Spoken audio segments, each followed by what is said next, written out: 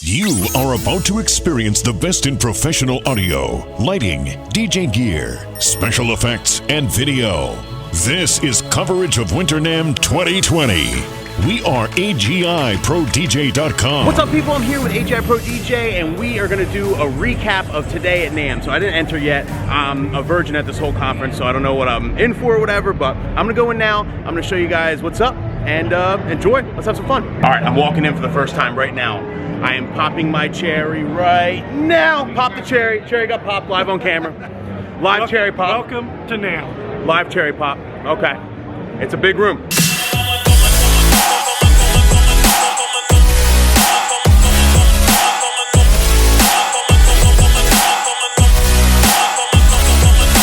Now, I've seen this boxing match before. I've seen this before. We got a DJ in this corner, lighting it up, right? And we got Chauve DJ right here, lighting it up, right across the street from each other. Battle of the lights. Who will win, ladies and gentlemen? The battle of the lights. Who's are brighter? Who's are smarter? Who's do more cool colors? We will find out. So we're here at Chauve, and one of the biggest products, if not the biggest product they're coming out with this year, is called the Gig Bar Move, right? It's like the updated version of their current Gig Bar that a lot of you guys are probably using. It's really cool. So basically you're gonna have two wash effect things in the center, right? Two little uplight looking things, two moving heads on either side. Two of these bad boys, I forget what they're called. Derbies, two derbies, and you got a laser in the middle. I think it's super cool. It's a great option if you're starting out. You want to have like a really cool light show for your clients, but you're not trying to drop like all this money on trussing and like big spots and all that stuff. It's a great place to start, and yeah, I mean, I'm super impressed. Now, this thing is called the Hurricane Bubble Haze. Now, we're in California. You might think that's a weed flavor, but it's actually a machine that actually makes bubble haze, and it's cool. I mean, I think it'd be cool for like a kid's party or whatever. It kind of floats down. It's each bubble's like filled with haze somehow, and each time it explodes, it kind of makes a smoke, you know? Cool little effect, you know? Something to play around with. Like if you got a couple cats in your house and you set that thing up in your house, your cats are gonna lose their shit. Guaranteed, like guaranteed. Look at this little guy, huh? Look how cute he is. My head's bigger than this thing, huh? It's trying its best. Look at it, just trying its best. It's so cute. I mean, if you're entry, you know, it's a good thing to start on. So do you have a conspiracy theorist neighbor? All right, are you petty? Are you petty like me? You wanna mess with them, make them think the aliens are coming? Get this light. This light right here rotates just like the ET spaceship, and if you put it up high enough on a truss, your neighbors will literally think the aliens are coming. Another cool product from Chauve is they came out with the Festoon 2s. So it's like their take on the bistro light, I guess. They're 100% DMXable and they're RGB. So you could do different like chase scenes with them. Like you could do, I don't know. They basically reinvented the bistro light. So it's definitely a super cool thing. And I feel like the possibilities are endless, you know, if you're hanging those across like your dance floor or even in your office, you know? Hang them around your office. Make a nice vibe. You know, nice little vibe in your office. Now over here at the ADJ booth, they got a couple wild products. So first of all, they have a Hydro series, basically waterproof spotlights, I guess. You want to spotlight your pool, you know? You want to go skinny dipping, have a spotlight right on your junk, use the Hydro series, you'll be good. Look at this. And back to flaccid. And it's gonna come back out. It's gonna come back out. There it is. There it is. See? Do your lights get boners? Get your weight up. Do better. So next up, we're gonna head over to this Gemini booth. No, we're not. Gemini is absolute trash. I'm not going there.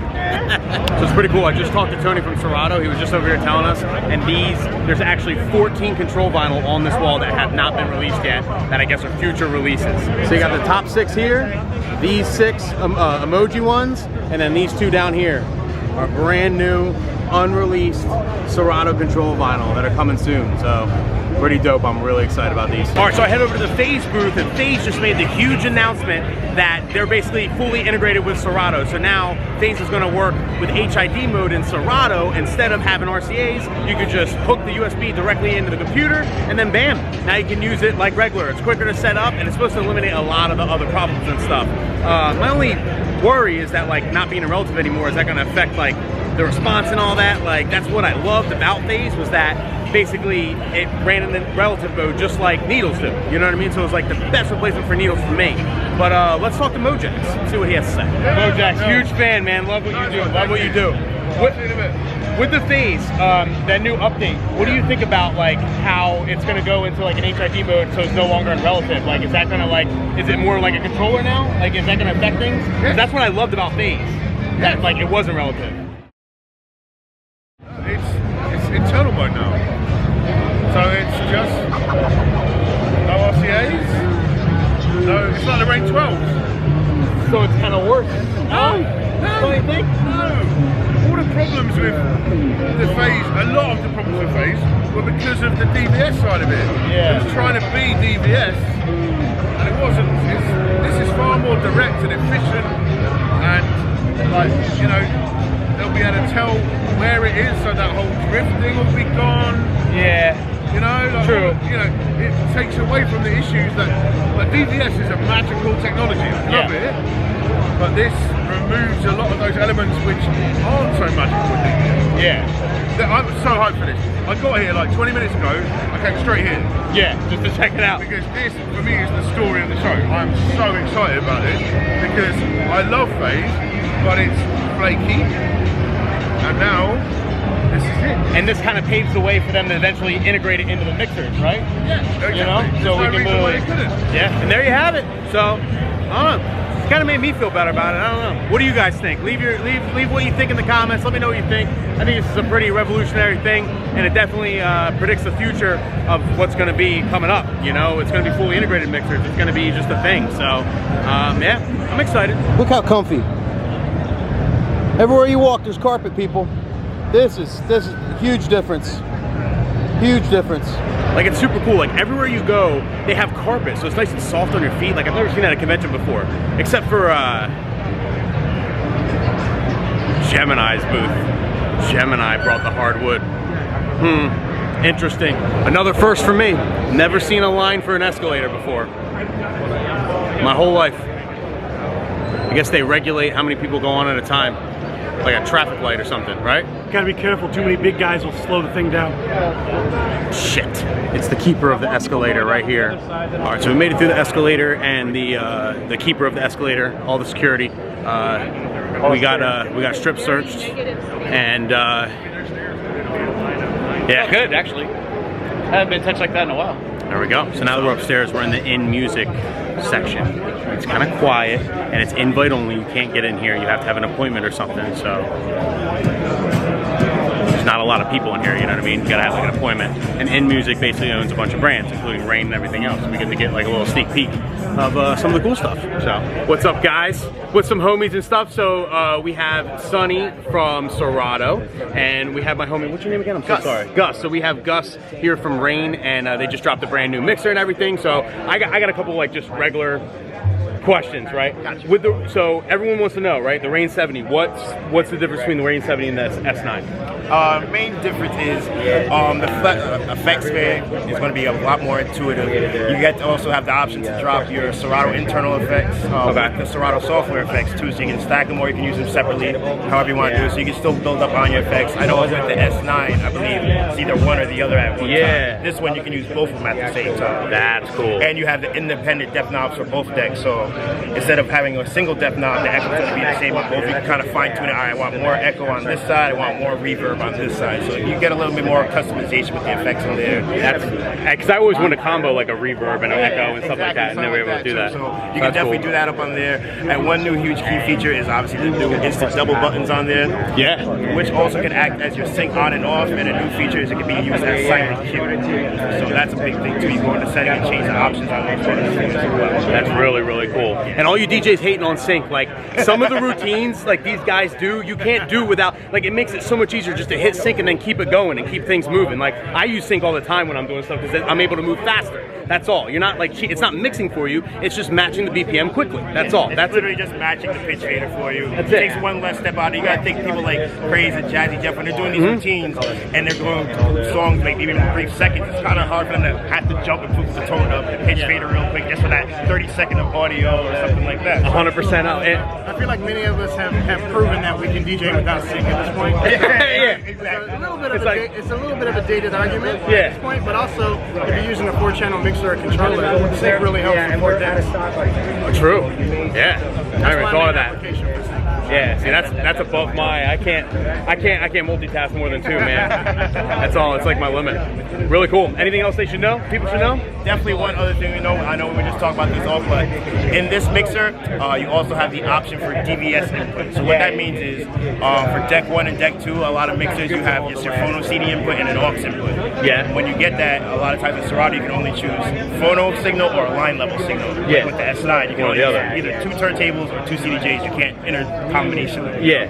With this, you can go into the menu, go to deck 1, go all the way down. There's a setting called DVS input, and what you can do is switch it from listening to the phono CD input to the aux input.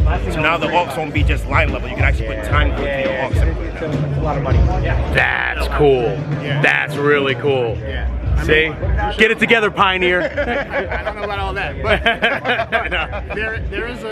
but we should also mention that there's tension adjust now on the crossfader as well, and it's a Mag 4, whereas the 72 had a Mag 3. Yeah, so that the new Mag 4 fader is 50% lighter. Wow. Has a 3rd sensor in it, so it's going to be really accurate, a lot tighter on your cuts. And it's also going to be backwards compatible with the 72, so the 72 will have a firmware update in the near future with probably a few other things, but it'll mainly be so you can integrate the Mag 4 into that mixer as well. That's really, really cool. Yeah. Thank you. Thank you for taking the time, man. Thank you, Sonny. Thanks, great seeing you, man. Great seeing you, man. So I'm at Denon, and I'm checking out their brand new Prime Go. Now, if you haven't heard about this yet, they just dropped it. It's a battery-powered mixer. It's supposed to last up to 4 hours of, time, like mixing and whatnot, and it's really, really cool. It has its own little interface on it.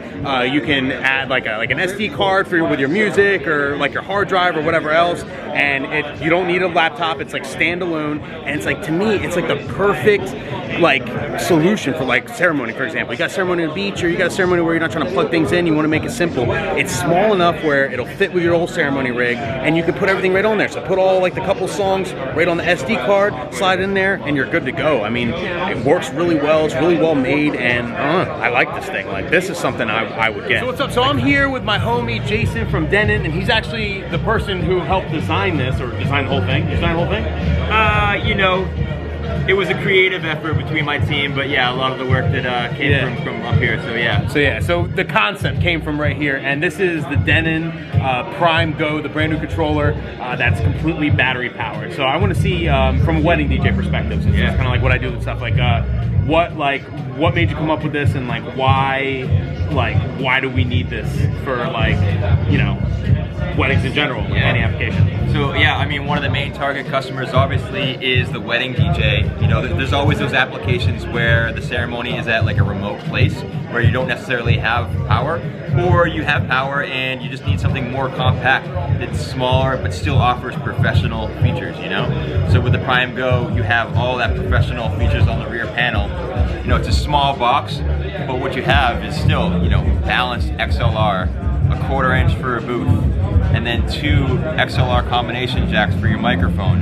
I mean, those are just ins and outs that every professional DJ, if you're a wedding guy, you have to have professional tools, Yeah. So having, something like this was as compact as this didn't exist before, Yeah.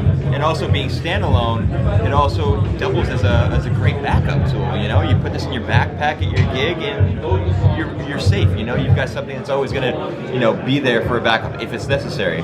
But there's so many different applications for it, On the way down over here to NAMM, actually put it on my lap on my flight over here, recorded like a 2-hour mix directly on the unit, and that was just like... That's so sick. So sweet. It was just like, wow, I can actually just sit here and mix a track, just vibing and recording it. Yeah. I don't know if the recording is all that great, but it was still like an eye-opening experience for me because I haven't been able to do that before. It's different than, on an iPad or mixing music on a computer.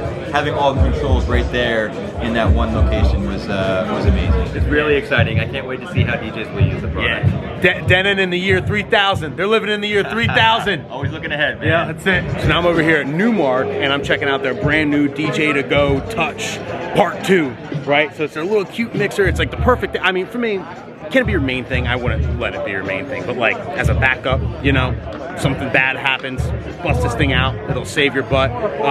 If you want to practice on it, if you're on an airplane, you want to make a little mix, you're bored, you got a long flight, it'll fit right on the airplane tray, if you want to make a little quick mix. You can set your cue points, you can prepare stuff with this mixer. I mean, I think it's really useful. It's super inexpensive to buy, and something I think every DJ should have in their bag, just as a backup. You never know. And the cool thing about the Part 2 of this is they made the jog wheels touch sensitive. So now, you can cut on it. So let's try.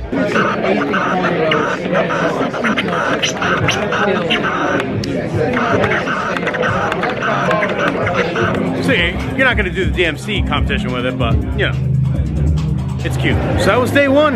My head's spinning. That was a lot. I mean, the people we got to see, the DJs that were spinning, the equipment that's out, crazy day one.